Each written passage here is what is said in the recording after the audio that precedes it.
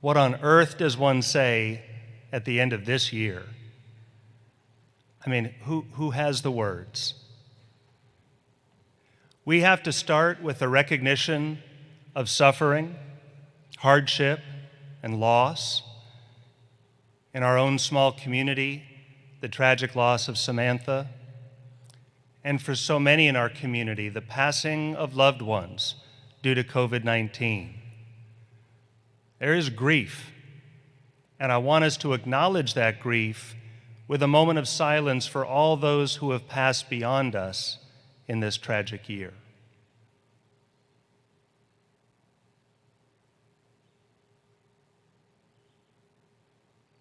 Thank you for that. I've long been convinced that we learn through our suffering, and this has been a year of great learning for all of us. But this is also a time of celebration, of achievement, of triumph, and nobody knows that better than all of you. Members of the class of 2021, you made it. You did it. Some of you might remember back in August, I sent a video message to all our students, and I said to you, the whole world is saying that young people can't do this, that young people won't do what is necessary to keep themselves and their communities safe in this pandemic. But I said to you, we're taking a very different approach. We have faith in you. We have confidence that you will make the heroic choices to keep yourselves and each other safe. And have you done it? From August to May, fewer than 100 cases of COVID in our entire community. It's the envy of so many college campuses in the country and around the globe. And we have delivered the Skidmore education. And I acknowledge the demonstration happening at this moment. And this, of course, is part of our education. And I respect that, and I honor that, and I thank you for your expression. This year, our faculty created new pedagogies. Staff worked tirelessly to make the campus safe. We taught in tents. We used new technologies. We wore masks. We distanced. We ate grab and go. We were desperately creative, and we found ways to make it work. Athletic teams practiced, and in the late winter and spring, even competed. It was glorious to see you play your hearts out on the field and on the court. The dance recital on the lawn above Hop Pond, the spring theater productions outside Zankel and Bernhard, the senior showing in the Tang. We've had those great college experiences that make for unforgettable memories. Class of 2021, savor this triumph. You've been part of something huge, something historic, one of the terrible crises of this century. And you endured. Endurance, resilience, grit. These are virtues that are not flashy, but this is how the world moves forward, by those who endure, those who get knocked to the mat and get back up with fight left in them. Does anyone really think this generation is not tough? Let me show them the Skidmore class of 2021, the class who endured, who finished this year not just with triumph, but with style. Let me show them so many of the remarkable students I've met and marveled at this year. And let Skidmore students show the world what they're made of in the years to come. The years to come. You have so much life in front of you, so much to look forward to, so much that you will transform, that you'll look at the world and say, that's not good enough, world.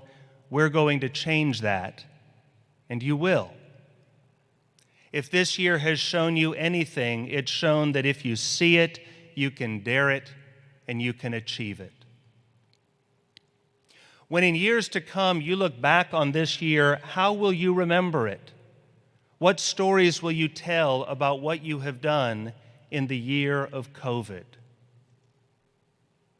I predict you'll look back in wonder, not just at what you did, but at what all of Skidmore did. 10 years from now, let's say, when some of you might be raising little ones of your own, will you look back on this year and say, wow, how on earth did my professor do that? In the midst of a pandemic, when he and his husband were raising 3 little kids and they had to shift to homeschooling, how did he still teach me? Transform the entire class into a virtual version, show up in a mask for office hours, hold extra Zoom sessions, and counsel me through some very tough times. How did they do it? 15 years from now, when you're striving in your own careers and vocations, will you look back and say, my gosh, how did that wonderful person in the registrar's office, or that amazing Res Life person, or that supportive coach, how did they find the will and the time and the spirit to ask me how I was holding up when they themselves were struggling with aging parents or a friend in pain, yet they still thought of me and supported me? How indeed did our faculty and staff do it all through this ridiculously challenging year? It's in one word: commitment. Commitment to you, our students, commitment to our community, and commitment to something larger than ourselves. And that's where meaning arises. That can be a marriage, that can be a church, it can be the creation of a work of art, a team, a cause. But that is where a life of consequence is to be found. That's where fulfillment can be found.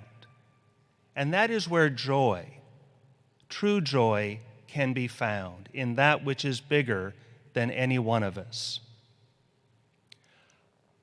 I have thought about you all a lot in my first year here at Skidmore. And my wish for each of you is surely that you find joy.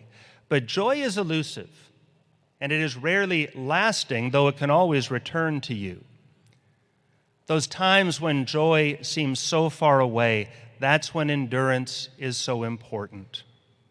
Continuing in the journey, seeking what you don't even know how to name, but holding to the course. Resilience, grit. This is what one of my favorite authors, Albert Murray, describes as the hero and the blues. The hero, Murray says, isn't necessarily the one who triumphs. She is the one who doesn't give up, who struggles on even when loss and challenge are inevitable. And the hero sings the blues. And the blues are about suffering and loss, and yet still the hero sings.